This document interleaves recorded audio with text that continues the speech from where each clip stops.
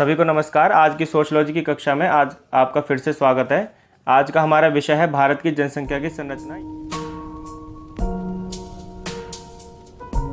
भारत की जनसंख्या का आकार और समृद्धि।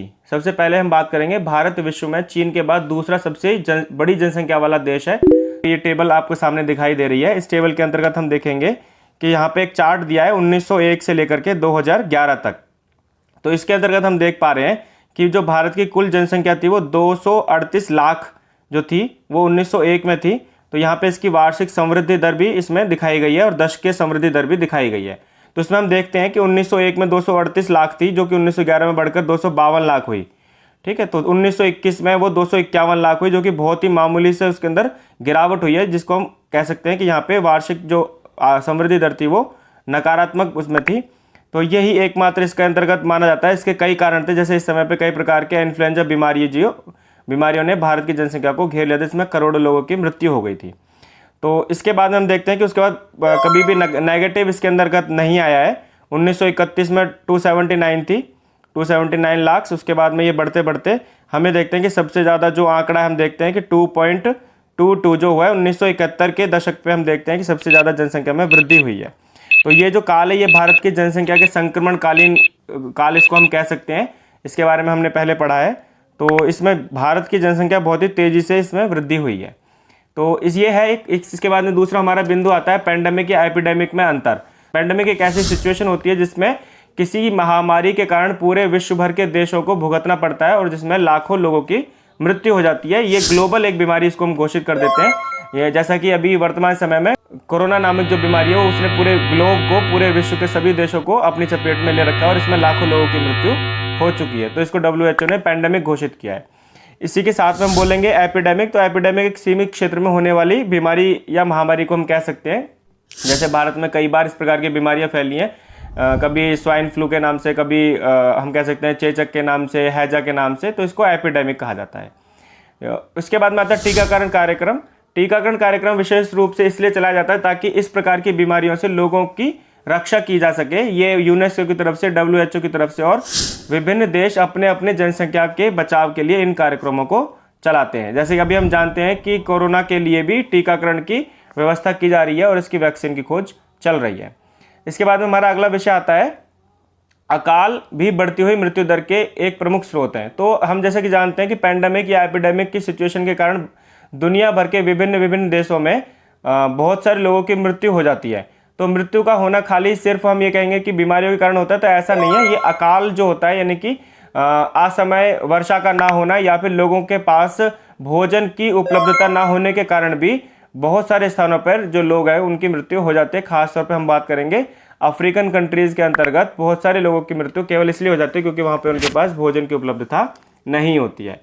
इसके बाद हमारा अगला विषय आता है अमर्त्य सेन। अमर्त्य सेन जो है भारत के एक अर्थशास्त्री रहे और उन्होंने अपना एक सिद्धांत दिया है हकदारी की पूर्ति का अभाव। हकदारी की पूर्ति का अभाव को इसको समझ सकते हैं हम कि फेलियर ऑफ एंटाइटलमेंट, यानी कि जितना लोगों को आवश्यकता होती है भोजन की या संसाधनों की, यदि उनको वो नहीं होती है, उनकी आपूर्ति नहीं होती है, तो उसका अभाव होता है, जिसके कारण भी लोगों की मृत्यु हो जाती है। तो इससे बचाव के क्या तरीके हो सकते हैं? तो हम जानते हैं कि मनरेगा, जिसको हम कह सकते हैं Mahatma Gandhi national rural employment guarantee act, तो इसको लागू किया गया था ताकि गांव या ग्रामीण क्षेत्र के अंतर्गत होने वाली बेरोजगारी को समाप्त किया जा सके। ये एक रोजगार गारंटी योजना है। इसमें यदि किसी व्यक्ति के पास रोजगार नहीं है तो इसमें अपना रजिस्ट्रेशन करा के वो रोजगार सरकार से ले सकता है।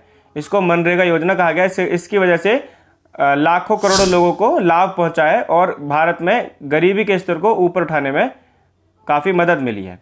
इसके बाद में हम बात करते हैं राज्यवार जन्म दर। तो राज्यवार जन्म दर को अगर हम ऐसे समझेंगे कि भारत में विभिन्न क्षेत्रों में जो जन्म दर है वो किस प्रकार से है, तो हम ये जानते हैं कि जैसे प्रतिस्थापन दर के बारे में हमने अपनी पिछली वीडियो के बारे में जाना था कि कई राज्य प्रतिस्थापन स्तर तक पहुंच गए हैं, जैसे कि केरल, तमिलनाडु, महाराष्ट्र, सिक्किम, ये हिमाचल प्रदेश, उत्तराखंड। इनमें जनसंख्या वृद्धि जो दर है वो बहुत ज़्यादा नहीं है, लेकिन बहुत सारे ऐसे भी राज्य हैं भारत के जिसमें जनसंख्या वृद्धि आज भी बहुत अधिक बनी हुई है। उसमें से हम बात करते हैं बिहार, उत्तर प्रदेश, राजस्थान, मध्य प्रदेश। इनके अंतर्गत आज भी हम देखते हैं कि यहाँ पे जनसंख्या वृद्धि वो काफ़ी ऊंचे दर के साथ में है। तो इसका आंकड़ा हम यहाँ पे अपने नक्शे के ऊपर देख रहे हैं। प्रक्षेपित जनसंख्या के क्षेत्र आंकड़े। प्रक्षेपित जनसंख्या के क्षेत्रवार आंकड़े जो है, इसको हम ऐसे समझ सकते हैं कि जो वर्तमान समय से आने वाले भविष्य के अंतर्गत हमको दिखाई पड़ते हैं कि किन किन क्षेत्रों में जनसंख्या वृद्धि अधिक होने वाली है और उनकी जनसंख्या एक अनुमान के आधार पर कितनी हो जाएगी, इसके बारे में हम देखते हैं। तो ये आपके सामने एक पाई चार्ट दिखाया गया है। इसके अंतर्गत हम देख रहे हैं कि उत्तर प्रदेश और बिहार की जनसंख्या देश की कुल जनसंख्या की लगभग 30% हो जाएगी वर्ष 2026 तक। वहीं महाराष्ट्र और गुजरात की 15%, मध्य प्रदेश राजस्थान की 16%, और सबसे कम जनसंख्या जो राज्य होंगे वो हम देखते हैं अन्य राज्यों के अंदर, ये उत्तर पूर्वी राज्य जो होते हैं हमारे नॉर्थ ईस्ट सिस्टर स्टेट्स कहा जाता है, उनकी और सिक्किम और गोवा जैसे राज्यों की जनसंख्या के बारे में हम बात कर सकते हैं। अगला हमारा विषय आता है भारतीय जनसंख्या की आयु संरचना। तो भारत की जनसंख्या जवान है या भारतीय जनसंख्या की आयु संरचना युवा अवस्था में है। इसका सीधा सीधा अभिप्राय ये होता है कि भारत में वर्तमान समय में युवाओं की जनसंख्या ज़्यादा है बजाय कि पराश्रित लोगों की संख्या के अनुपात में। जनसांख्यिकीय संरचना के बारे में अगर हम देखेंगे तो यहाँ पर एक आपको सारणी दी गई है। तो हमें देखते हैं कि 1961 में 0 से 14 वर्ष तक की आयु के जो लोग हैं वो 41% थे। उसके बाद में 15 से 59 वर्ष तक के 53% और 60 वर्ष से अधिक जो थे वो 6% थे। तो इस प्रकार से हम देखते हैं तो 1961 से हम लगातार देख रहे हैं कि 2026 अगर हम प्रक्षेपित करेंगे तो ये 15 से 59 वर्ष तक की जो आयु के जो लोग हैं उसकी 64% लोग हैं, जो कि भारत के लिए एक सकारात्मक पहलू है। और 0 से 14 वर्ष तक के 23% है और 60 वर्ष से अधिक होने वाले की लोगों की संख्या 12% है, जो कि बड़ी है। इसके बाद में साथ में हम यहाँ पे कुछ पिरामिड के बारे में चर्चा करेंगे। आयु समूह पिरामिड है जो कि 1961 से 2026 तक बनाए गए हैं। यहाँ पे हम देख पा रहे हैं कि सबसे ऊपर 80 ईयर्स लिखा हुआ है, सबसे नीचे 0 से 4 ईयर्स तक का लिखा हुआ है। भारत 1981 में, वो 1961 का ग्राफ है। इसके बाद में 1981 का ग्राफ हम देख सकते हैं। 2001 के आंकड़े देखेंगे, वहाँ पर भी हम देखते हैं कि शुरुआती जो रुझान है उसके अंतर्गत 0 से 4 ईयर्स, 5 से 9 ईयर्स और 10 से 14 वर्ष तक की जो आयु के जो लोग हैं उनकी संख्या लगातार बढ़ी हुई बनी हुई है, बाकियों की ऊपर तक फिर घटती हुई चली जाती है। भारत 2026 में जो आंकड़ा प्रस्तुत कर रहा है प्रक्षेपित वाला, इसके अंतर्गत हम देखते हैं कि एक सैचुरेशन पॉइंट आ गया है, यानी कि 0 से 4 ईयर्स से लेकर के जो बच्चे हैं और 35 से लेकर 39 वर्ष तक की आयु के जो बच्चे हैं उनकी संख्या लगभग बराबर सी बनी रही है, इनकी उसके अंतर्गत ज़्यादा चेंजेस नहीं आए हैं।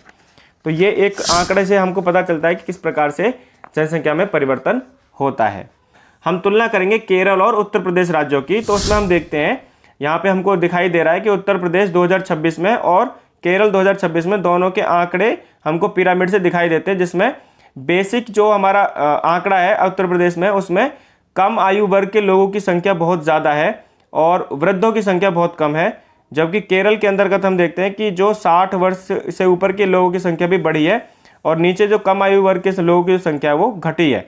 जनसंख्या के लाभांश इसी को ही कहते हैं कि जब किसी जनसंख्या के अंतर्गत युवाओं की संख्या या कर्मशील लोगों की संख्या ज़्यादा हो जाती है तो उसको जनसांख्यिकीय लाभांश कहा जाता है। ये हमेशा किसी भी राष्ट्र के हित में होता है। इन सभी को आप अच्छे से देखेंगे, सभी को अच्छे से जानेंगे, इनके अपने नोट्स बनाएंगे और अच्छे से पढ़ते रहेंगे। तब तक के लिए धन्यवाद।